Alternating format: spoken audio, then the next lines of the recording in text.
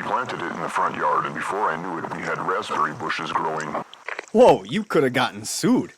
That's a bit of a stretch. You'd think so. That reminds me of that farmer who spent years replanting his own seeds, only to get sued. He had no clue, my friend, danger was setting in. Canola was blowing in the wind. So picture this. A 70-year-old farmer living in Saskatchewan. His name is Percy Schmeiser. He'd been growing canola for decades, the same way his dad did, and his dad did, and his dad did. He saved seeds from his own crops every year, replanted them, repeat. Simple life, right? Well, then comes Monsanto. Now, if you don't know Monsanto, here's the one-line version. They're the folks who genetically engineered a bunch of crops to be resistant to Roundup, their herbicide. The idea was, spray your field with poison, everything dies except your crop.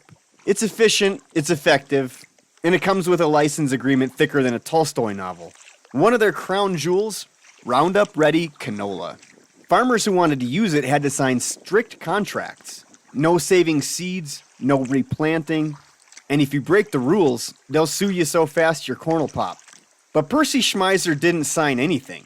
He didn't buy Roundup Ready canola. He didn't want Roundup Ready canola. He just wanted to farm the way he'd always done. Save seeds, replant, done. And then one day he gets a letter from Monsanto's lawyers. They say, Percy, you've planted our fancy canola in your fields. We'll see you in court. So how did it get there? Wind, trucks, cross-pollination, who knows? Could have come from a neighbor's field, could have hitchhiked on a tire, could have been a bee that flew into the field. Point is, Percy didn't ask for this stuff. But Monsanto didn't care. Their argument, it doesn't matter how it got there. If it's on your land and you're growing it, even accidentally, you're violating our contracts. So Percy was being sued because someone else's seeds blew into his field. Monsanto demanded $15,000 in damages. 13 they called a technology use fee, and the rest was to cover the cost of their investigation. They even said he had to destroy all his remaining seed stock. Seeds he'd bred for years, because now it was supposedly contaminated with their patented genes. But Percy? He didn't roll over. He fought back. He hired a lawyer of his own and dragged them through the Canadian court system for 6 years.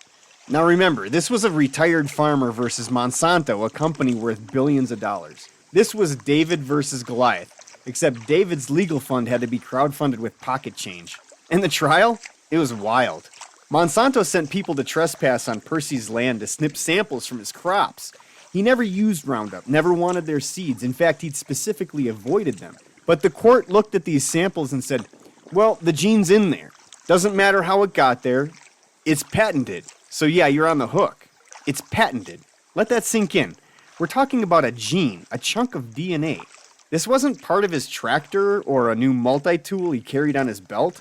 We're talking about the building blocks of life, the stuff that's been around long before Monsanto could even say Roundup Ready. Evidently, someone can own a gene now, like a genetic squatter.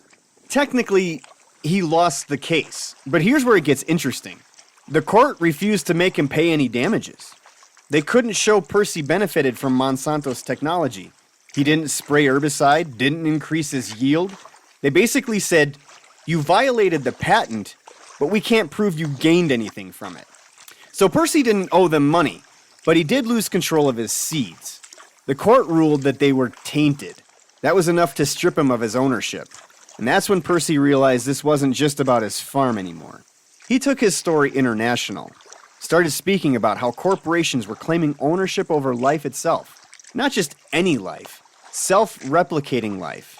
You can patent a gene, it spreads, and now your neighbor's a criminal? What happens when that tech ends up in everyone's field? Then no one owns anything, except the patent holder. Bingo. Percy became the symbol for farmers' rights, patent reform, and the slippery slope of letting companies own nature. And while Monsanto kept steamrolling other farmers, he became the stubborn grandpa who wouldn't back down. In 2020, the Supreme Court of Canada made a key clarification. If a farmer's field gets contaminated without their knowledge and they didn't benefit from the patented trait, then Monsanto can't come after them. It was too late for Percy, but for every farmer after him, that line was priceless. He passed away in 2020, but in the end, The man who didn't want biotech in his fields became the face of its resistance. He didn't win the war, but he shifted the terrain. So next time a raspberry bush starts growing in your yard, maybe call a lawyer in case the bees bring Monsanto with them. Sure, maybe Percy lost, but next time we'll dive into one man's showdown with Ticketmaster. But this guy, he beat him. That story's coming next.